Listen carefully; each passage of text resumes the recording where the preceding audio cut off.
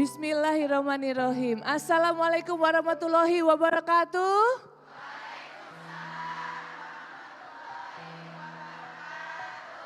Bunda, sehat semuanya? Baik, alhamdulillahirabbil alamin. Saya Paula Verhoeven kembali hadir lagi dalam program Kajian Hati. Baik, saya akan menemani kalian semua pemirsa di rumah dan juga para jemaah di Masjid At-Thohir Depok. Dan tema hari ini, pantaskan aku menjadi perhiasan duniamu yang kelak menjadi bidadari surgamu. Masya Allah, langsung aja kita sudah tidak sabar di Ustadz ingin mendengarkan tausiah. Ustadz Hilman Fauzi, silahkan Ustadz. Bismillahirrahmanirrahim. Assalamualaikum warahmatullahi wabarakatuh.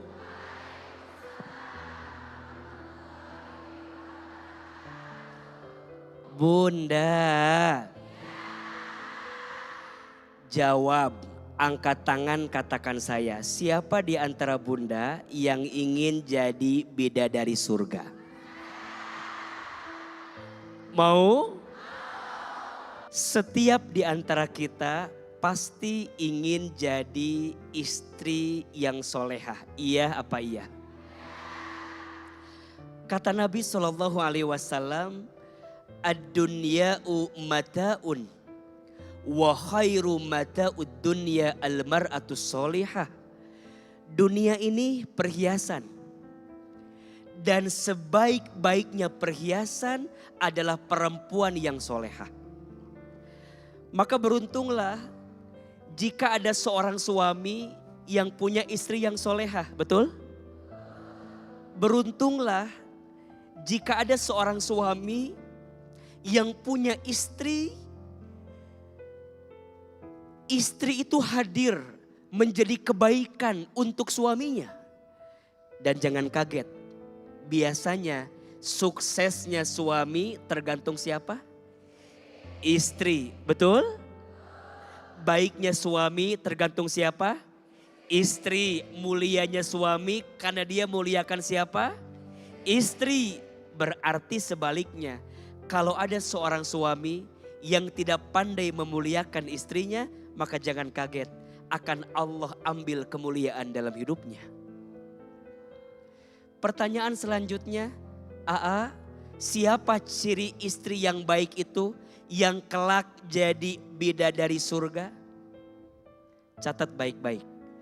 Ada 4 ciri istri yang baik yang kelak akan jadi bidadari surga.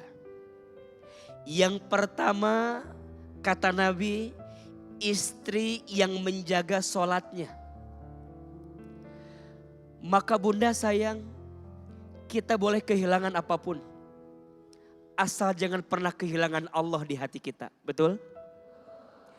Kita boleh berpisah dengan siapapun. Asal jangan membuat engkau berpisah dengan kewajibanmu kepada Allah, yaitu sholat. Sholat itu bagi seorang istri adalah kekuatan. Sholat itu kebahagiaan. Sholat itu kebutuhan. Makin bunda menjaga sholat, maka Allah menjaga kehidupan bunda. Makin bunda perbaiki sholat, maka Allah perbaiki kehidupan bunda. 2, istri yang soleha itu istri yang saum puasa di bulan Ramadan. Puasa itu al-imsaku, menahan. Puasa itu bisa menahan diri dari sesuatu yang tidak baik. Maka ketika bunda sedang rapuh dan terjatuh, saum, kekuatan yang bisa menjaga kita dari keburukan. 3, istri yang soleha adalah istri yang ketika diperintah taat kepada suaminya, selama suaminya tidak memerintahkan sesuatu yang melanggar syariat Allah.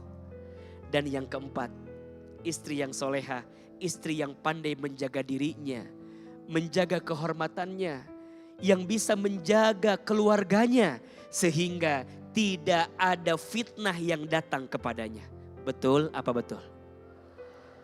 Kata Nabi SAW, siapa seorang istri yang sholat 5 waktu dan puasa di bulan Ramadan dan taat patuh kepada suaminya dan mampu menjaga dirinya, silahkan masuk surga dari pintu manapun. Dalam keterangan lain, ada 4 ciri istri yang baik. 1, yang ketika dipandang menyenangkan hati suaminya. 2, yang ketika diperintah taat kepada suaminya. 3, yang ketika ditinggal mampu menjaga dirinya. Dan yang keempat, ketika diberi pandai berterima kasih kepada suaminya. Maka sungguh berbahagialah jika ada seorang istri yang bisa menjadi istri yang baik. Ada pertanyaan, AA, apakah saat kami jadi istri yang baik harus juga punya suami yang baik? Belum tentu. Kalau bunda jadi baik gara-gara suami baik, biasa atau tidak? Biasa. Tapi ada yang lebih baik. Ketika bunda diuji dengan suami yang tidak baik, tapi bunda tetap belajar menjadi istri yang baik, maka disitulah banyak kebaikan yang Allah siapkan untuk kita. Ada 2 hal yang harus perempuan jaga agar dia jadi perhiasan dan kelak jadi bidadari surga. 1, jaga lisanmu. Karena banyak perempuan yang nanti terpeleset masuk ke dalam api neraka karena tidak pandai menjaga apa? Lisan. Dan yang kedua, jaga kehormatanmu, jaga perhiasanmu. Jangan terlalu mudah memberikan hati kepada orang yang belum tentu jadi milikmu. Jangan terlalu mudah membuka diri kepada orang yang bukan mahrammu. Maka saat bunda jadi istri, jaga baik-baik. Bahwa kita adalah perhiasan milik suami kita. Kita adalah seseorang yang terjaga untuk suami kita. Insya Allah penjagaan yang kita hadirkan akan mengantarkan kita masuk ke dalam surganya Allah Subhanahu wa Ta'ala. Insya Allah semuanya jadi bidadari surga. Amin ya Rabbal Alamin. Masya Allah Ustadz, terima kasih tausiahnya. Saya juga ada sedikit pertanyaan nih sebelum memberikan kesempatan pertanyaan yang lain. Boleh. Jadi saya juga pernah mendengar Ustadz seperti istri adalah cerminan suami. Nah itu kalau menurut pandangan Ustadz seperti apa Ustadz? Iya, istri adalah cerminan suami. Berarti apa yang suaminya hadirkan itu akan tercermin dari sikap seorang istri dalam kehidupan. Betul? Maka izin ya, rumah tangga itu ada pemimpinnya. Siapa?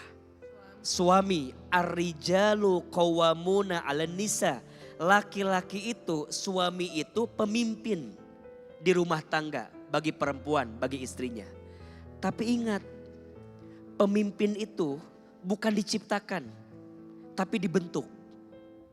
Siapa yang membentuk seorang suami? Salah satunya istri yang solehah. Fassolihatu qanitatun hafidhatun lil ghaibi bima hafidallah.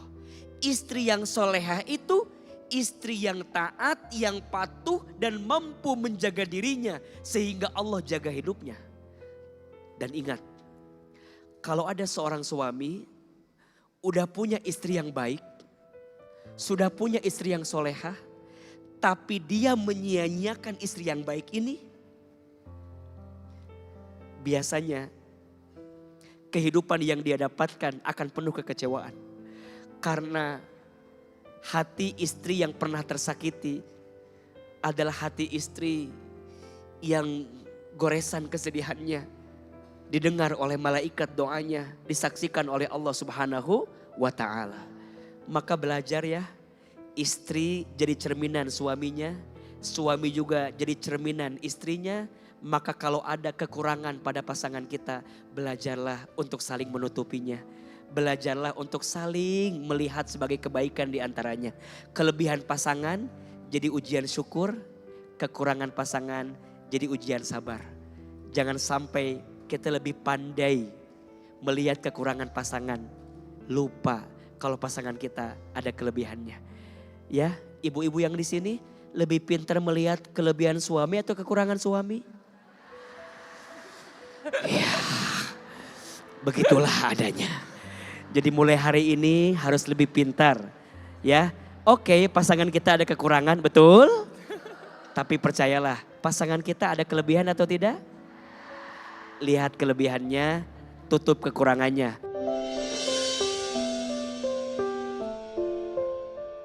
Oke, baik. Sekarang kita kasih kesempatan, ada pertanyaan dari bintang tamu kita adalah Sesi Idris. Silakan. Silakan. Assalamualaikum warahmatullahi wabarakatuh. Waalaikumsalam warahmatullahi wabarakatuh. Kalau mau bertanya, banyak yang mau ditanya ya Pak Ustadz, bunda-bunda ya. Saya ini sudah 6 kali lebaran sendiri, alhamdulillah. Segala sesuatu saya pasrahkan kembali sama Allah. Rezeki anak, saya pasrahkan sama Allah dan alhamdulillah Allah mengasih rezeki yang bagus, yang baik buat anak-anak. Sekarang yang kelas 6 udah mau lulus, itu alhamdulillah rezeki anak melalui saya sendiri bunda, tidak dari mantan. Karena sesuatu sebab yang bagi saya gak ada perannya gitu. Tidak ada perannya tapi ada sosoknya yang selalu saya tanamkan ke anak-anak gitu. Jadi bagi saya adalah anak-anak pun sendiri melihat kepala jadi kaki, kaki jadi kepala. Seorang ibunya yang harus membesarkan anaknya seorang diri tanpa embel-embel apapun. Yang mana saya ngerasa gak ada fungsinya juga gitu. Kan lebih baik juga saya fokus sama anak-anak, anak-anak fokus belajar. Tapi kan suatu hari kalau kata orang tua nanti juga nyari katanya bapaknya atau apa. Ya itu kan urusan nanti. Yang saya mau tanya Pak Ustadz. Salah nggak saya memutuskan tali silaturahmi antara anak dan ayah? Saya mencari nafkah saat itu setelah divorce, syuting saya break semua karena saya fokus sama anak-anak. Saya jualan ibu-ibu, saya jualan donat yang mana yang bikin saudara saya. Ini saya jujur ya, gitu makanya orang selalu bilang nggak mungkin itu orang kaya. Orang kaya mah orang tuanya bu. Kita berdiri sendiri udah cukup sampai kita dinikahkan orang tua itu udah lepas kalau bagi saya. Udah kita divorce saja itu udah menyakitkan buat orang tua saya. Jadi saya jualan donat yang untungnya hanya 2.000 perak Pak Ustadz. Saya jualan di sekolah anak-anak. Saat itu anak-anak saya kelas 1. Kakak kelas 1 dia lihat saya nenteng donat. Kamu bawa apa bunda? Bunda bawa donat. Buat apa? Pak kakak jajan pakai apa? Ya kan minta upah, jangan, gak boleh. Jadi begitu aku divorce aku mengajarkan mereka banyak hal yang harus ada batasannya antara kamu sama bunda sama opa dan oma gitu. Terus ya udah nanti bunda untungnya kita ke minimarket. Aku bilang gitu. Bener begitu dia nyampe, aku nanya dulu boleh kak bunda jualan di sekolah? Dia diam ngeliatin saya. Boleh bunda. Karena izin anak itulah saya ngerasa rezeki saya ngalir Pak Ustadz. Alhamdulillah donat saya viral waktu itu. Terus dia nyampe kelas dia ngomong sama wali kelas. Miss di kelas 1. Miss beli dong donat bunda saya satunya 3.000 gitu. Apa berapa pokoknya terus missnya nyamperin saya. Bunda kamu jualan donat? Iya miss tapi habis. Terus dia nanya pulang. Aku sama adiknya kebetulan waktu itu. Bunda donat kamu laku? Laku kak, alhamdulillah. Berarti untungnya berapa? Adalah kak 30.000. Adek, kita bisa jajan ke minimarket. Bunda kita boleh jajan berapa? 1. 1 itu berapa? Gak lebih dari 10.000. Jadi di situ Pak Ustadz saya mengajarkan anak saya sampai detik ini. Kalau kakak kita bisa berdiri di atas kaki kita sendiri. Ya.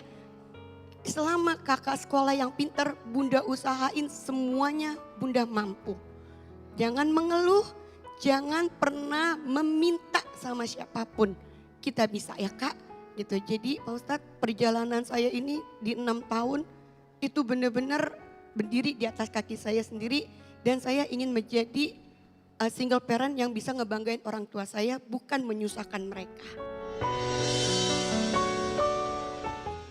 Kalau dibilang kuat itu adalah lebih udah keikhlas Pak Ustadz. Udah keikhlas saya semua yang saya lakuin sekarang adalah buat anak-anak. Kalau orang nanya 6 tahun lama loh, single parent masih muda cepetan nikah. Duh Bu, nikah mah gampang. Ya, yang cinta sama kita banyak. Ya kan Pak Ustadz? Yang cinta, yang suka sama kita individu banyak. Tapi yang harus saya pikiran anak-anak saya. Saya punya anak laki, terutama punya anak perempuan yang harus saya jaga kehormatannya kelak. Saya nggak boleh nyari orang tua yang salah, saya nggak boleh nyari ayah sambung yang salah. Ayah sambung harus bertanggung jawab, lebih sayang daripada ayah kandungnya. Mau bilang sama kakak Kayana, adik Kesha, aku selalu bilang kita cuman bertiga. Suka, duka, kita lewatin bertiga. Bunda cuman berharap kalian menjadi anak yang soleh, soleha. Kelak kalianlah yang ngangkat derajat Bunda setinggi-tingginya. Maka jadilah anak yang baik akhlaknya nak dunia akhirat. Itu Pak Ustadz.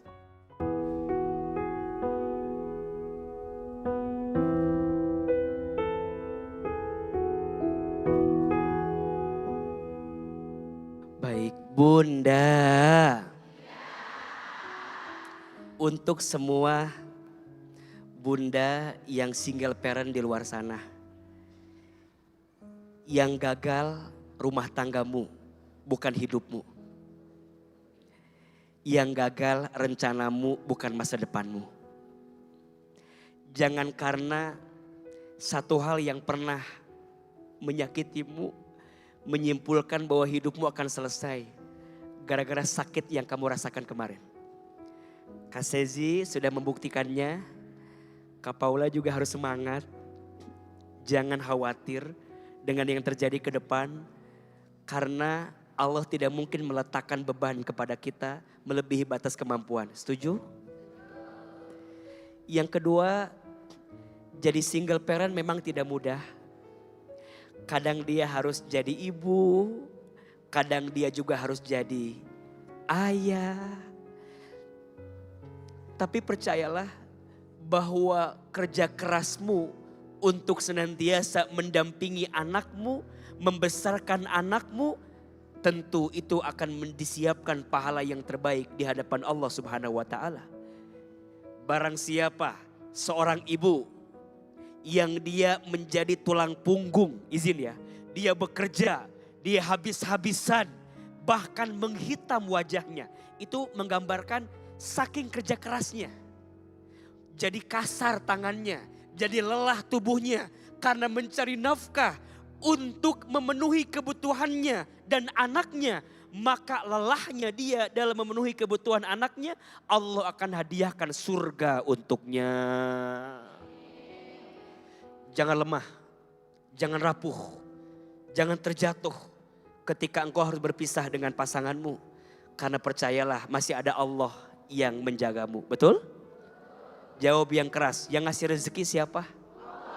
Allah. Yang menggenggam hidup kita siapa? Allah. Yang mengatur rezeki kita siapa? Kita masih punya Allah. Kita boleh kehilangan apapun. Asal jangan pernah kehilangan Allah di hati kita. Lebih baik kehilangan seseorang yang menyakiti hati kita daripada kehilangan Allah karena seseorang yang pernah menyakiti kita. Betul? Dan yang ketiga, tentu jelas dosa jika ada seorang ayah yang tidak bertanggung jawab kepada anaknya. Mantan istri ada, mantan suami ada, tapi mantan anak tidak akan pernah ada. Karena pasti ada alasan juga untuk Kak Sezi kenapa menjaga jarak dari mantan suami yang mungkin tak bisa diucapkan, tapi harus ada kesempatan untuk membuka peluang itu. Tapi ya mudah-mudahan yang kita harapkan, yang selesai rumah tangga kita, tapi kebaikan sama anak kita tidak boleh selesai, betul? Kita boleh pisah sama pasangan kita mungkin karena gak cocok. Semangat untuk seluruh perempuan di luar sana. Amin. Ya Rabbal Alamin. Amin, Masya Allah. Semoga nih makin tercerahkan nih. Terima kasih Ustadz. Ini pun juga buat saya ya. Insya Allah kita semua perempuan kuat. Masya Allah. Itu adalah momen dimana momen titik terendah aku. Aku harus ngadepin anak kecil yang harusnya bukan menjadi takdir dia mungkin ya gitu. Aku bilang, Bunda sama Ayah nggak bisa sama-sama lagi. Bunda sama Ayah minta maaf. Aku tidak mengajarkan mereka benci sama ayahnya. Biar mereka yang punya rasa empati sendiri.